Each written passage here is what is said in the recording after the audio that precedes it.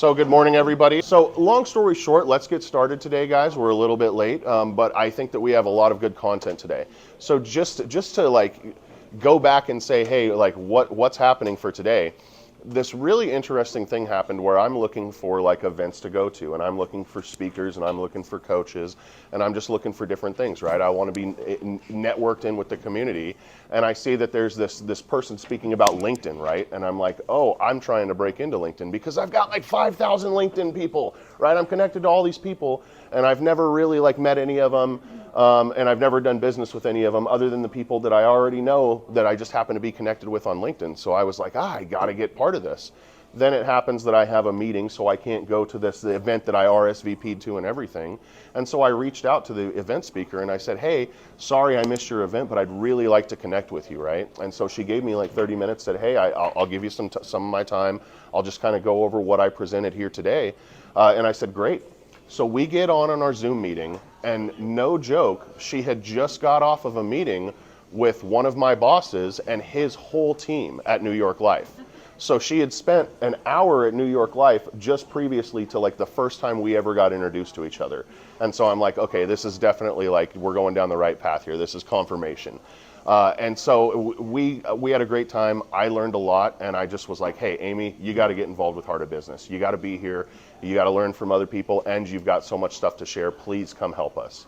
And so that's my introduction for Amy. I'm sure she has a better one, so I'm going to let her come up and introduce herself as well, and we'll hear what she has to speak about. Thanks, Amy. Thank you, Cody. That was a wonderful introduction. Was it? I'm honored.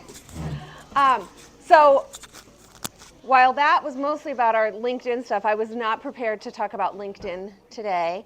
I had a wonderful meeting with Nels, and he thought a great topic would be servant selling.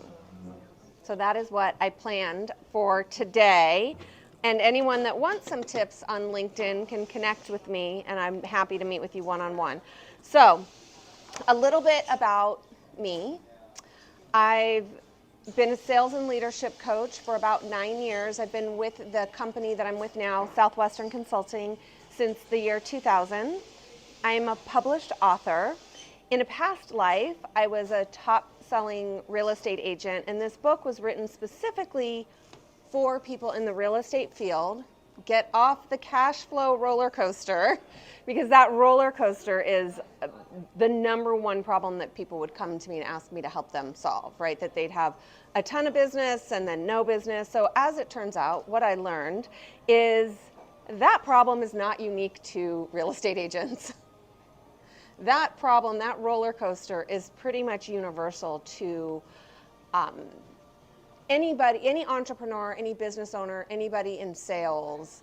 That's a universal problem. So this book teaches some tips and strategies on how to have consistent, predictable income. One of my core beliefs that creates longevity in any business is that when you focus on the relationship, not the transaction. So I learned this when I was selling real estate. The way that that shows up is if you're a real estate agent, you've got one deal, and you can imagine that you're relying on that commission to pay your mortgage, to pay your bills, and the buyer you're representing is like, oh, I'm not feeling this is right. I want to pull out of the deal because of X, Y, or Z. Most people in that position, they kind of and go into a mode of like, how do I keep the transaction together? What can we do? Right? And I think we've all felt that no matter what industry we're in, that when something you've worked really hard for and you're kind of counting on the income starts falling apart, you're, okay. But what I learned is that when you're focused on the relationship, not the transaction, it's a very different experience because you instantly go into, okay, well, yeah, if this isn't the right one, we can find you something different. Or if you represent the seller, it's okay. If this isn't the right buyer for you, we can put it back on the market and find someone else. And you know that because you have that relationship intact, you're still going to get the transaction eventually, but you're also going to get so much more. You position yourself better to get referrals, to get their business the next time they have a need, right? And so I think that's a universal through every industry when we're focused on the relationship with the client, not the deal that we just put together or the income that we're expecting off of what's happening right now. And when you focus on the relationship, people, they feel that, and that's how you grow a book of business. And part of having consistent income is the business that you've earned last week, last year, last month is still continue, right? It acts as a foundation because you're focused on relationships. When you focus on transactions, what happens is you'll serve someone, they'll do a deal, whatever it is that you're selling, whatever your business is, and then they go away. And so you're constantly needing, that's what causes the roller, you're constantly needing to rebuild. You're constantly needing to find new people instead of allowing this organic growth from the people who know and love you, have received good service, and introduce their friends and family. So fast forward to where I'm with Southwestern Consulting. A little bit about Southwestern Consulting is our parent company, Southwestern Advantage, has been around since 1855. Is anyone familiar with Southwestern Advantage? Yeah. Okay, you are. So, do you have someone ever come to your house to sell books, or? I have not. Oh. I mean, I went through the program. Oh, okay. So Southwestern Advantage started in 1855. It's the oldest direct sales company, and initially it was people selling Bibles door to door in Tennessee, which at the time was the Southwest of we hadn't quite expanded any further, and grew into the encyclopedia sale, the door-to-door encyclopedia salesman, and to this day there's college students all over this country selling educational materials. And a lot of them have taken the skills that they learned through that experience and become top producing entrepreneur. I mean, and you name it, whether they sell roofing supplies, whether they sell solar, or mortgage professionals, real estate agents, you name it, any industry that you can imagine, people that have gone through our, that sold books, when they take the principles that they've learned, invariably become top producers. So in 2007, some of the senior partners got together and said, why aren't we teaching these same skills and principles in professional industries? And that's how Southwestern Consulting was created, as the coaching and training arm. So recently, Dave Brown, who's one of the founders of Southwestern Consulting, he wrote this book called Servant Selling, which is one of the principles that we've been living by for 160 years as a company. The concept of servant selling, very much in alignment with what I just talked about, my personal belief of focusing on the relationship. Servant selling is where you're really focusing on serving the person in front of you. And it starts actually with a core belief in your product or service, right? Like, I know when somebody enrolls in coaching, that's how I make my income, right? But it's not life-changing. It's just one additional client. Does that make sense? Mm-hmm. Totally. But I know that their life changes. Because on average, our clients increase their income by 46% that first year that they're in coaching. That can be life-changing. And literally last week I was on a call with a brand new client. It was our second call. We were talking about the different personality styles, which it's in the context of selling the way people want to buy, but he realized, he's like, wait, my wife fits into this particular style. Here's a conflict that keeps coming up. But just talking about personality styles, I'm like, do you know why that behavior keeps happening? I mean, I think because she wants to control me. And I'm like, do you really believe that that's what she wants? Right? Yeah. And so instead we talked about that personality style and some of the core, like each personality style has like greatest desires and greatest fears. And talking through that, he was like, whoa, this coaching program is going to improve my marriage. I mean, the context of the conversation really was on how to relate to your clients and not trigger these kind of buttons in your clients, right? He's like, wow, and that's on our second call. So what I know in my core is that when somebody signs up for coaching, my life doesn't change, theirs does. And because I know that, it makes it really easy for me to talk about coaching with people, to have that conversation, to find out what really is going on in their business, in their life, like where are they getting in their own, right? We all get in our own way, right? So what areas are they wanting help with? And if we can help, great, I sign them. So servant selling, for example, Cody does financial planning. When you get a new client, that is how you make your income. But is it was one new client life-changing? No, I actually tell people that if you do business with me, that it's going to account for about 1% of my yearly income, but it's going to be 100% of your income that you're going to be trusting with me. And so it is a big deal for me. Right. So. But yes, and a long story short, no, it will not change my life. But it's it could change about theirs. 1%, but it will change their life. But it yes. could change. And when you believe that, it's easy to have the conversation. Hal is another great example. Tell me, there's one product that you have that you're really super passionate about. Well, the core of our process is nutrition, but it's really not about that. It's about changing your life. I want to extend your life, and I'm confident I can do that. So does another person? No, absolutely not. Right. So like if I become a client, does that change your life? No. Right. It changes my life. And same thing. Mortgage. Okay. I'm trying to remember. I met all of you guys like once or twice, so I'm trying to remember. But again, when somebody transitions from being a renter to now being a homeowner, so they're a client of yours, they were a renter, now they're a homeowner, does that change your life? Not overall, no. But it could change theirs. So when we all look at it, and every one of us can look at our business from that perspective, the perception changes from how do I get more clients, which we all need, right? Because we all do need to pay our bills, and there's nothing wrong with that. But it's where you're focusing your attention. When you're focusing your attention on people who need their lives changed in the way that you change lives, the whole perception changes, and it changes from needing to build your personal business to actually wanting to help people, which we all have both, right? But you focus your attention on one or the other. And oftentimes, especially if our business isn't where we want it to be, our focus will naturally go towards wanting to build the business.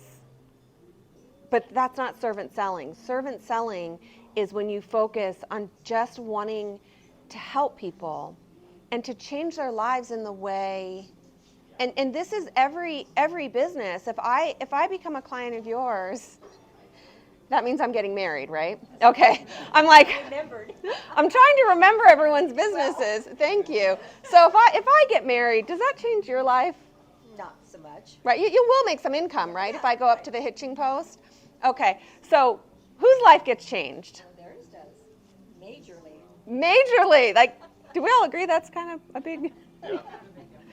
So every one of us can say this about our personal businesses. And when you're really focused on the customer 100%, it's amazing how many more of them you find and how much easier it is to ask them for referrals, and how much more excited they are about introducing you to other people who have that same need. And in some industries, it gets more, I know in the mortgage industry right now, interest rates are high. It's really, really hard because it feels like nobody can afford to buy a house. Higher, yes. But the reality is when you change from being a renter to being a homeowner, that is the moment that you start building wealth, no matter what the interest rates are when you buy your first home. Right? And the reality is there are still people buying. And when you start looking at that, the conversation in your mind shifts, and you're looking for people who really need what you offer instead of the interest rates are higher than they were a year ago. And I think the crux of all of this, and something that's talked about in my book, as well as servant selling, is gratitude. Really being grateful for the opportunity to serve people, being grateful for the opportunity to help people, because gratitude, I mean, I don't know any of your guys' spiritual beliefs. I'm Christian, I believe in God. I believe that gratitude is the language that we speak. Whether you're Christian or not, I believe that's the language you speak to your Creator, right? Gratitude is what, I mean, even saying the word, I could feel a shift as I start talking about it, right? And it's like I look at the universe, and it's such an abundant universe that was created for us to live and play and work in. You look out at the stars, we're not lacking. You look out at the ocean, you go onto any beach, you go out anywhere in nature, anything that God created, and it's abundant. And that's the same thing for us. There's an abundance of people who need whatever it is that any of you offer. There's so many. And when we can just step into gratitude, that's where we're in direct conversation with our Creator, and we don't ever have to worry about anything. Does that make sense? Yeah. If you're open to it. Yes. I met with a realtor about 2 weeks ago, and she's been in the business. My first time meeting her, she'd been in business about 35 years, and we were talking, and we started talking about interest rates, and she said something that I think she thought I was going to agree with. She said, "So are you telling all your buyer clients not to buy right now because interest rates are so high?" And I said, "Actually, I'm not." No. Because every buyer, every client of mine is an individual, and I need to look at their individual needs and do what's best for them. And I gave her an example. I have a family who is in an apartment with a new baby, 2 big German Shepherds, and they're paying almost $2,000 a month in rent. I said, they need to buy now. Yeah. Because that's what fits their situation. So it's the relationship building with the clients and looking at their particular situation and not just going, overall, rates are high, so nobody should buy right now. Because if they wait 2 years to buy, they may lose out on a bunch of equity that they, like you said, wealth building. Well, and they're definitely throwing $48,000 away on rent in 2 years. Yeah, right, Like, exactly. So you have to look right at, off the top. you have before to you look at what's- anything else. That's the whole servant selling. Yeah. Not looking at necessarily what's best for me, but what's really in the best interest of my clients. What's going to work for them. I love that. And Yeah. remind me your name? Deborah. Deborah. I love that, what Deborah's saying. And one thing that I heard is that the gal had asked you, are you telling everyone, fill in the blank? I mean, in her specific thing, it was about interest rates, right? And her response was no, because every situation's different. When you're servant selling, you're talking to an individual, not a blanket, right? So if we take a minute and reflect, where in my business do I have these overarching, no one should buy right now, or everyone should X, or no one should do, The what? Absolute thing. Yes, absolutes. Like, where in our business are we looking at that? Because I feel like that's a really good place to start to examine, am I really servant selling in this area, or am I meeting with the individuals? And sometimes we do have some specific niche or something specific that we're really excited about, that we think is going to help everyone.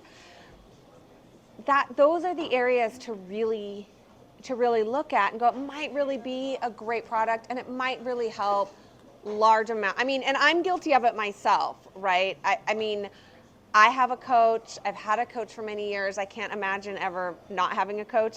And I do catch myself sometimes thinking, like, everyone needs a coach. Who does? Right? Which I know. I mean, using that as the example, because I know that that's not necessarily the case. There's certainly many people that it's not a good fit for. And I'm always the first to say that we're not the best fit for everyone anyway. But I do sometimes catch myself thinking that. And if you ever think that about your business, the good news is that's great, because that means you're in the right business. If you feel like everybody could use what you're doing, that means that you are in the right business. You're in something that you feel that you're excited about, that you're passionate about.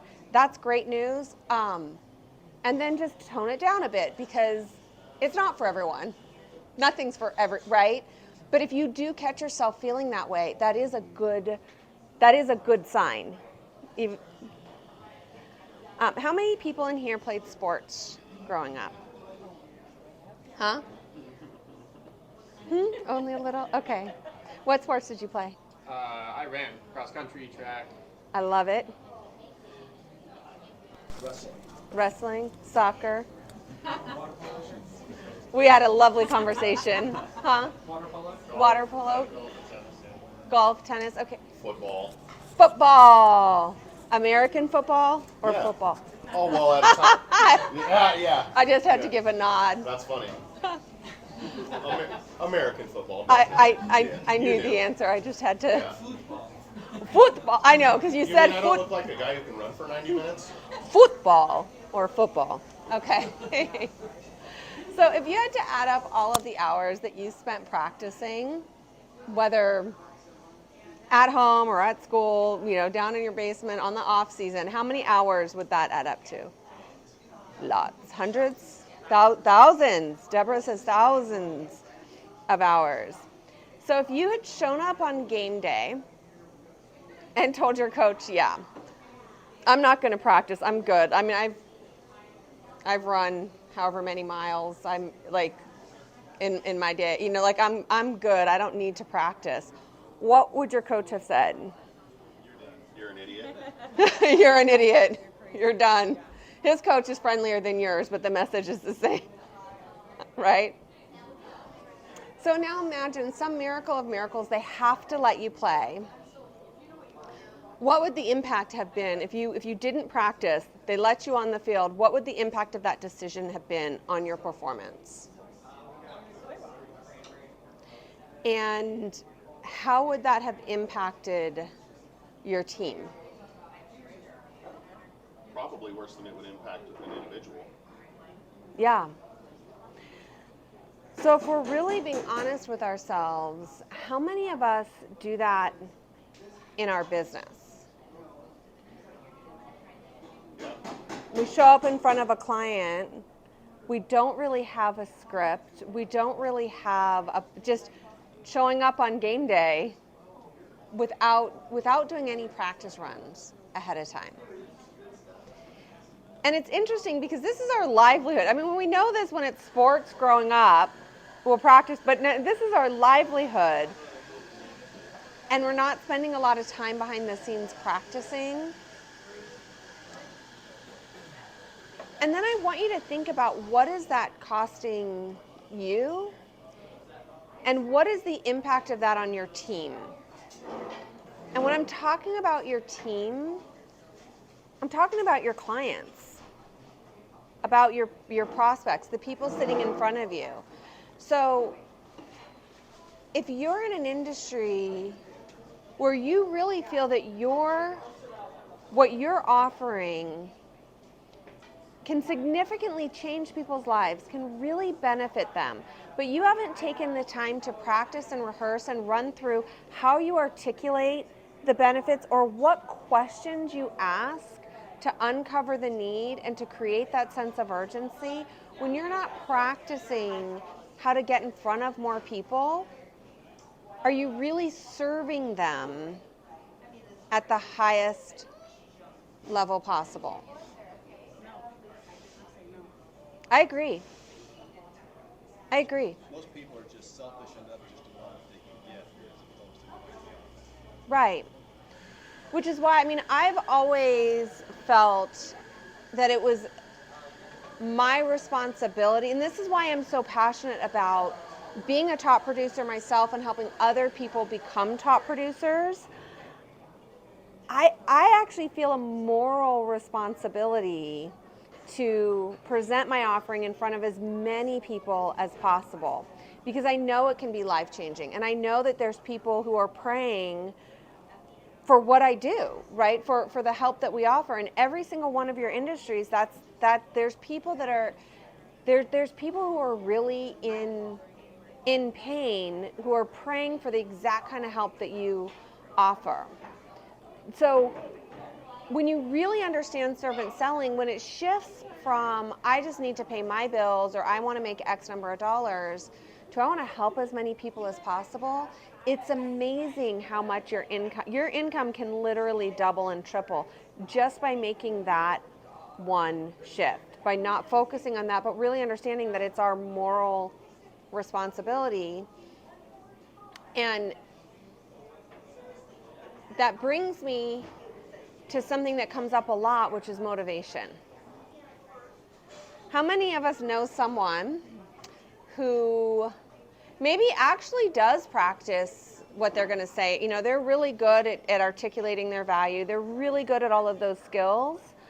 But their motivation's kind of all over the place. Some days they're really feeling it and they're getting out of bed, ready to go hit it, and other days it's down here. So their motivation's all over the place. Right? Anyone know anyone like this? No pointing. Right? So their motivation's all over the place, and then their business and their bank account reflects it. Same thing. Exercise is a perfect example. I know so many people that say, I'm just not motivated to exercise. And I tell them, you have to just do it, and then you'll get motivated. Because you'll get the results of how good you feel after you exercise. Maybe after a month or you've got 50 pounds to lose, but you don't wait until you're motivated because then you'll never do it. That's right. So what Deborah's talking about is something we work with people on a lot too, which is discipline. If you develop the discipline, you don't need the motivation. And that's something most people don't realize, is that sometimes we don't need motivation. We just need to be disciplined to do the thing we don't feel like doing, even though, right? So in our company, yeah? Well, Oh. that actually reminds me, or just been thinking about this lately.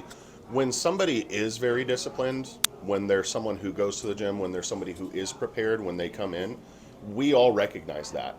We all know when there's somebody who, wow, they got it, right? Like, not only are they're physically fit, they're waking up early, they're probably better with their family, and they're probably better at work, and they're leading because they're so disciplined. And so I just to your point, I mean, we know who those people are, and we know who those people aren't. That's right. It's easy to tell. That's right. There's not a lot of ways to hide. So a question people often ask is, how do I get sustained motivation? So discipline is that's like the easiest hack, is if you can just have the discipline. But it's easier said than done. So there's 5 things that will actually help you have a sustained level of motivation. And when you have all 5 of these, it's actually really easy to just do what you said you were going to do. Do the things that you know would benefit, like exercising. We all know that exercising, eating health, we all know these things are, right? So there's 5 things. The first one is a long-term vision.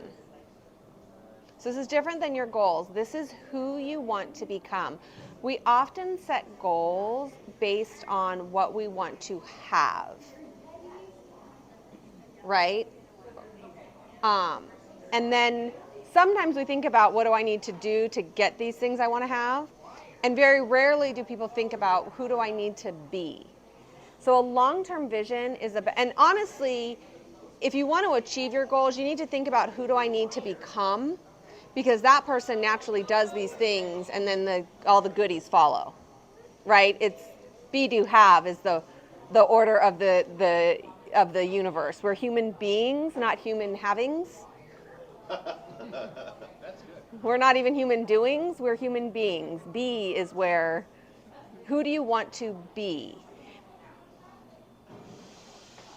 And to Cody's point, when somebody has all those disciplines, right? Has the discipline.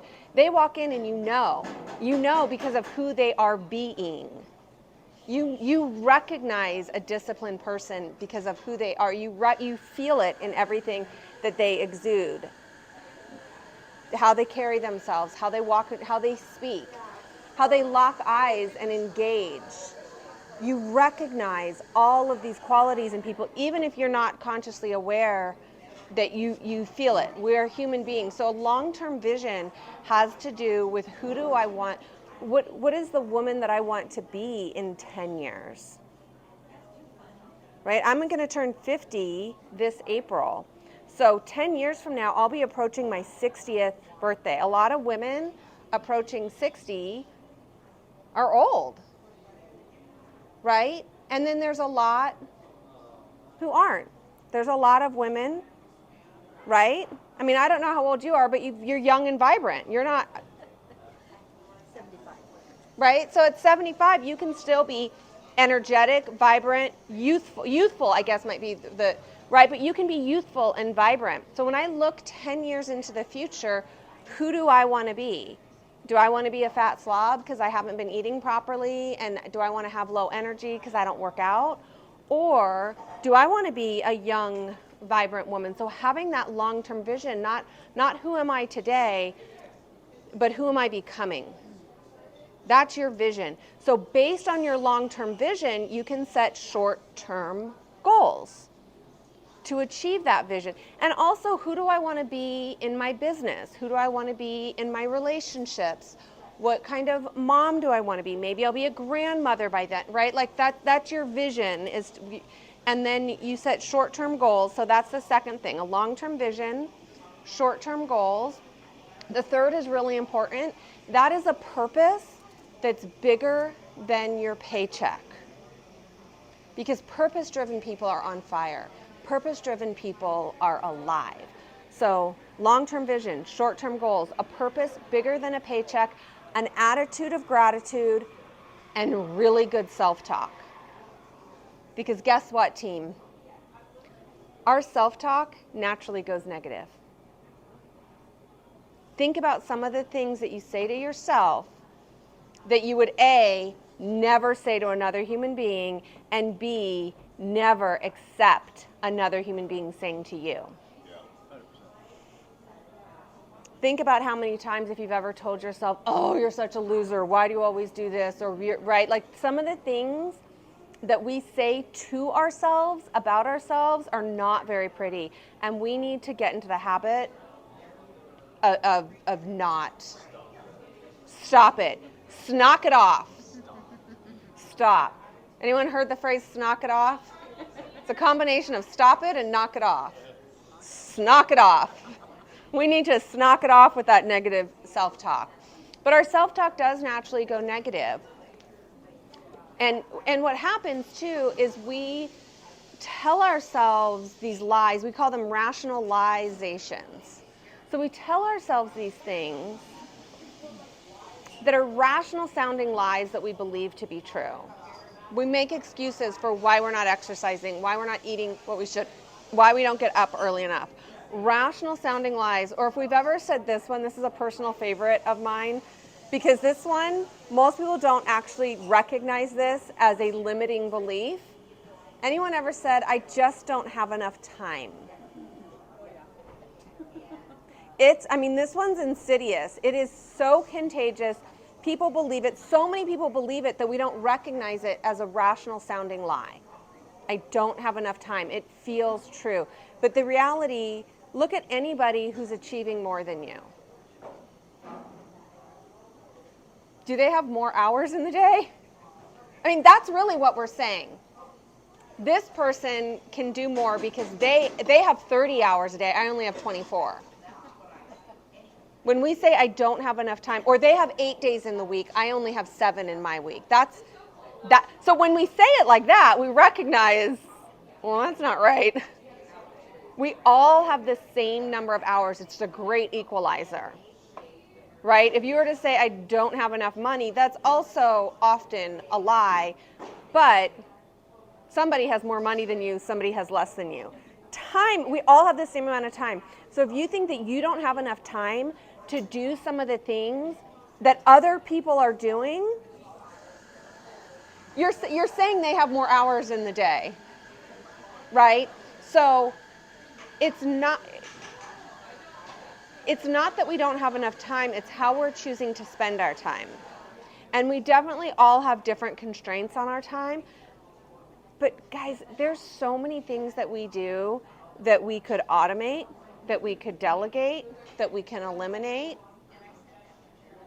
Can anyone tell me your favorite TV shows?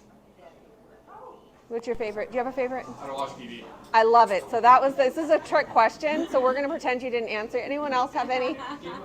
Game of Thrones. Say Star Trek. Star Trek. Jeopardy. Jeopardy.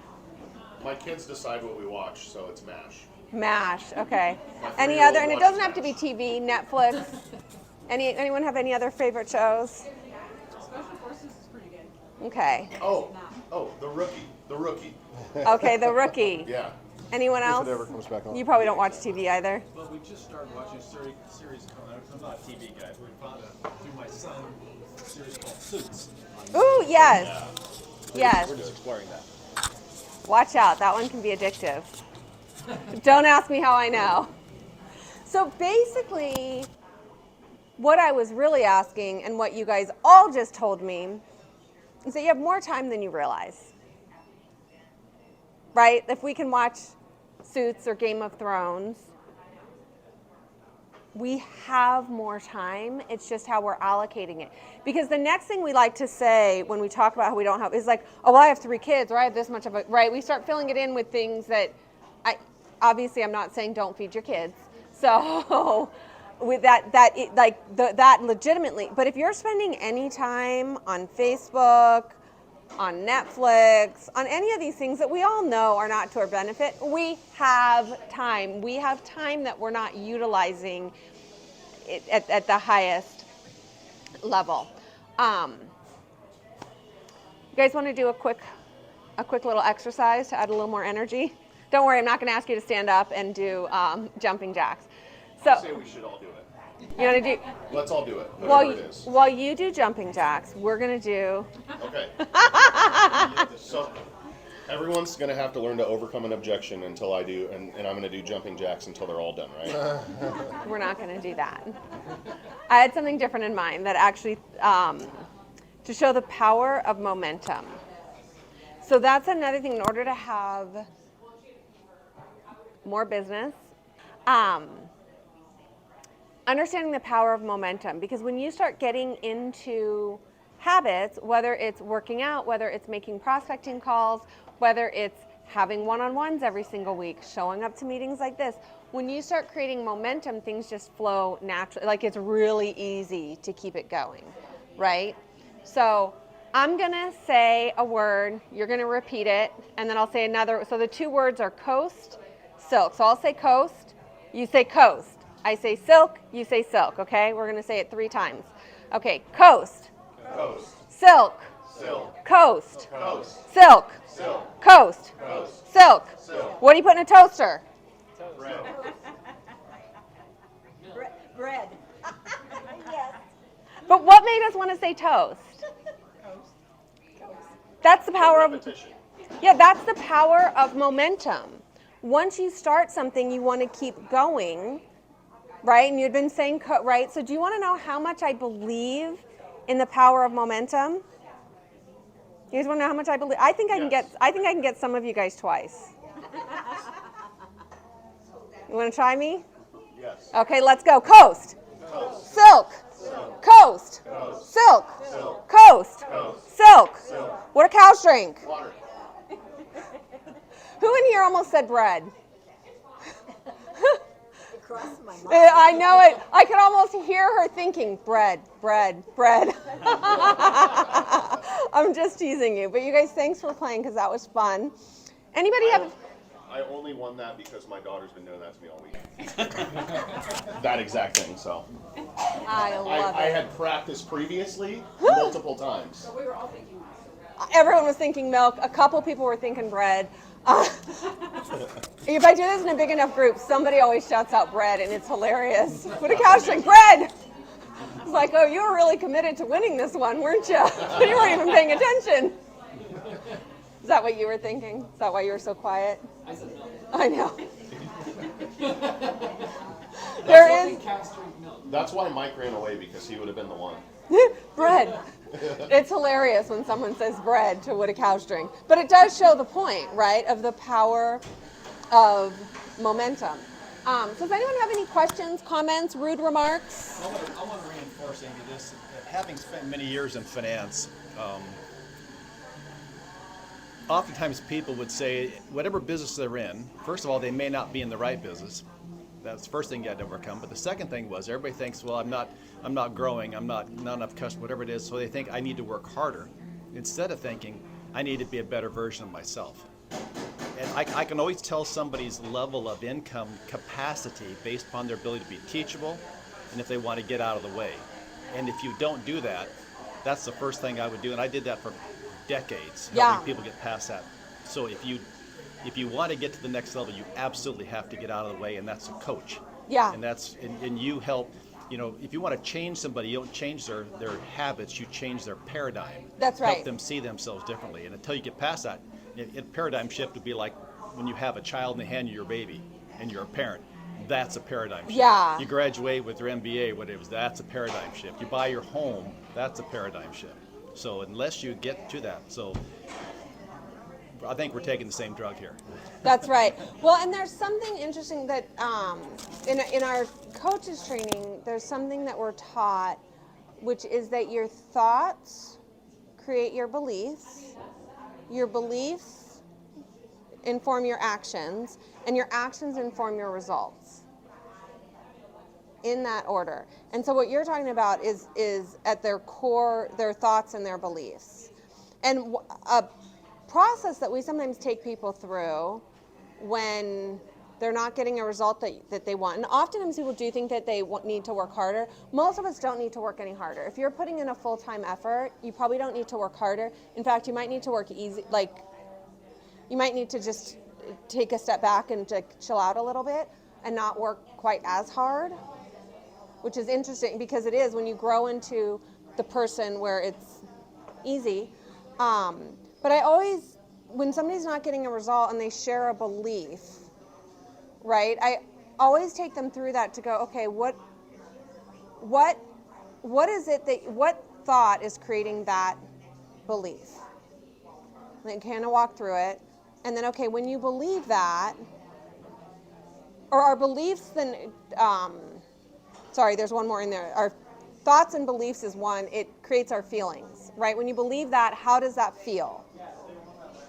Okay, so when you feel that way, so if it's a negative belief, I'll use mortgage right now because I've talked to so many mortgage people this past month, and a lot of them, because the interest rates are higher than they were, really have some beliefs, like the agent who asked you, are you telling everyone not to buy? A lot of them have a belief that no one can afford to buy, or no one wants, there's this, okay, well, how does that feel? It feels awful, right? I mean, you guys can all imagine if there's a belief that says nobody wants what you offer, that feels awful. Well, when you feel that way, what action do you take? It takes you out of, you don't want to call people. You don't want to reach out to your prospects and your referral part, right? So, but when you take that action, what result do you get? Right. So when we walk people through that, and it's usually, this can be like a 30-minute conversation, really digging in. How does that feel, right? Right? But then, okay, what results are you getting? Okay, so what results do you want? Okay, so we're not trying to convince them, but what result do you want? And they really start, and then if they're like, this, but, don't say any buts, just what result do you want? Okay. What action would you need to take to get that result? So we're kind of suspending the beliefs and just thinking that through. Well, how would you need to feel in order to be moved into that action? I'd need to feel hopeful. I'd need to feel like this does help people. I'd need to feel like people can afford, right? Okay, so what do you need to believe in order to feel that way?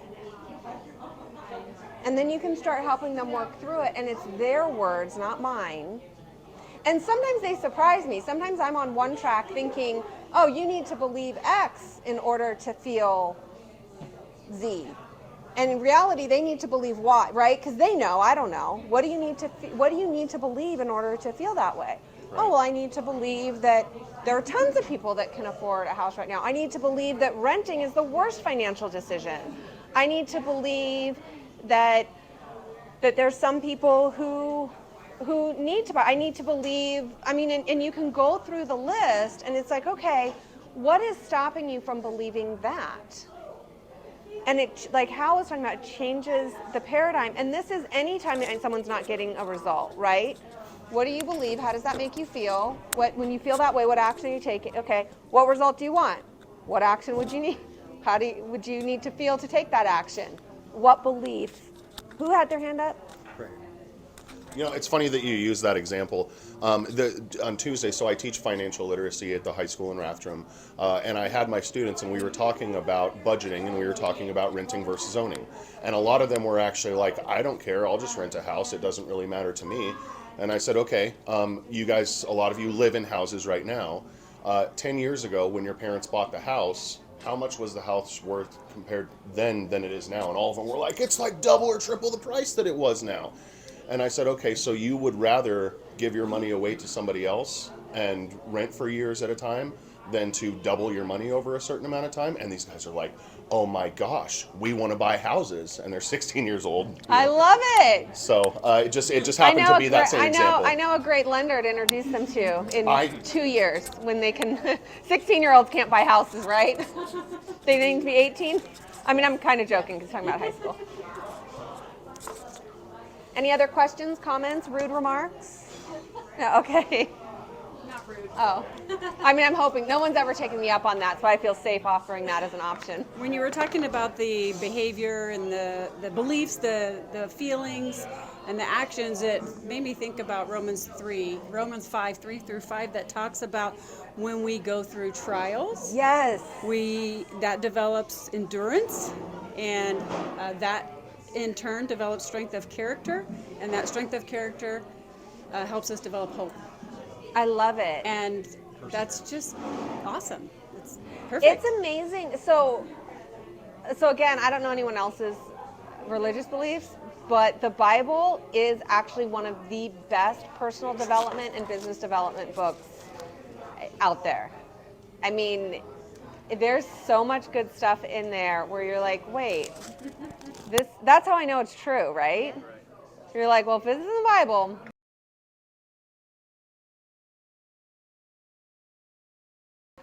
So I'm very easy to find on social media, Amy Donaldson. If you look up by my name, Amy Donaldson, or my book, if you Google Get Off the Cash Flow Roller Coaster, there's usually links to find me.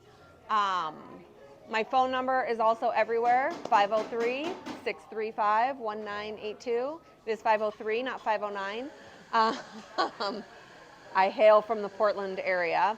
But I'd say the easiest way is to just find me on Instagram, LinkedIn, or Facebook and private message me, and all my contacts on all of those, but that's usually the easiest.